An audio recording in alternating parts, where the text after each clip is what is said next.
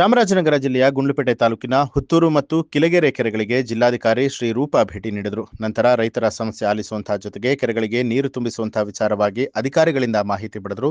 ಜಿಲ್ಲಾಧಿಕಾರಿಗಳ ಮುಂದೆ ರೈತರು ತಮ್ಮ ಸಮಸ್ಯೆಯನ್ನ ಹೇಳಿದರು. ಶಾಸಕರ ನಿರ್ಲಕ್ಷ್ಯ ಮತ್ತು ಮಲತಾಯಿ ಧೋರಣೆಯಿಂದ ತಾಲೂಕಿನ ಕೆರೆಗಳಿಗೆ ನೀರನ್ನ ತುಂಬಿಸಲಾಗ್ತಾ ಇಲ್ಲ. ಕೆರೆಗಳಿಗೆ ನೀರು ಬಿಡಿಸಿ ಎಂದಾಗಲೆಲ್ಲ ಸ್ಟ್ರೈಕ್ ಮಾಡಿ ಅಂತಾರೆ. ಇದು ನಮ್ಮ ದೌರ್ಜನ್ಯ. 3ನೇ ಹಂತದ ನೀರು ಬಿಡಿಸಲು ಪ್ರತಿ ಬಾರಿಯೂ ಪ್ರತಿಭಟನೆ ಮಾಡ್ತಿದ್ದೇವೆ. ರೈತ ಜೀವಜಲಕ್ಕಾಗಿ ಧರಣಿ ನಡೆಸಬೇಕಾಗಿರುವಂತಹ ಪರಿಸ್ಥಿತಿ ನಿರ್ಮಾಣ ಆಗಿದೆ ಅಂತ ಹೇಳಿ ಬೇಸರ ಹೊರಹಾಕಿದ್ರು.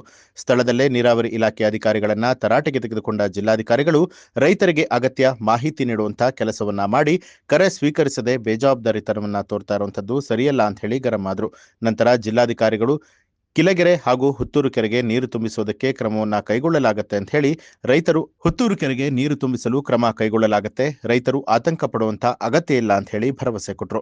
ಶುಕ್ರವಾರ ದಿನ ಚಾಮರಾಜನಗರದ ಜಿಲ್ಲಾಧಿಕಾರಿಗಳಂತ ರೂಪ ಅವರು ಇವತ್ತು ಕಿಲಗೆರೆ 3ನೇ ಹಂತದ ಹುತ್ತೂರು ಕೆರೆ ಮತ್ತು ಮೇಲೂರು ಕೆರೆ ಕಿಲಗೆರೆ ಕೆರೆಗೆ ಬಂದು ಭೇಟಿ ಕೊಟ್ಟಿದ್ದಾರೆ ತಮ್ಮರಳ್ಳಿಯಿಂದ.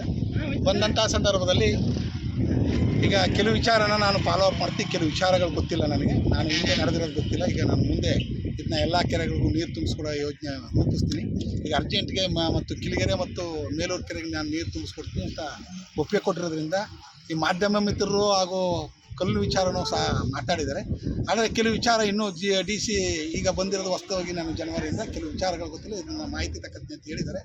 ಈಗ ನೀರಿನದ 4ನೇ ಅಂತ ಜಿಲ್ಲಾಧಿಕಾರಿಗಳು ಇದು ಫಾಲೋ ಅಪ್ ಮಾಡಬೇಕು, ಇಲ್ಲಾಂದರೆ ಮುಂದೆ ಇನ್ನೂ ಜೋರಾಗಿ ಉಗ್ರ ಹೋರಾಟ 4ನೇ ಹಂತದವರು ಸಹ ಮಾಡಬೇಕಾಗತ್ತೆ.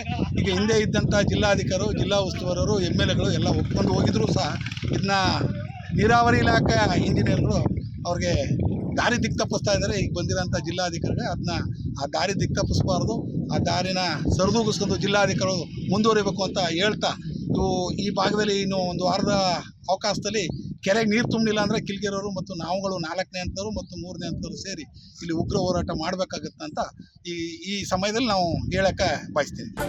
ನ್ಯೂಸ್ ಅಲರ್ಟ್ ನಿಮ್ಮಿಂದ ನಿಮಗಾಗಿ.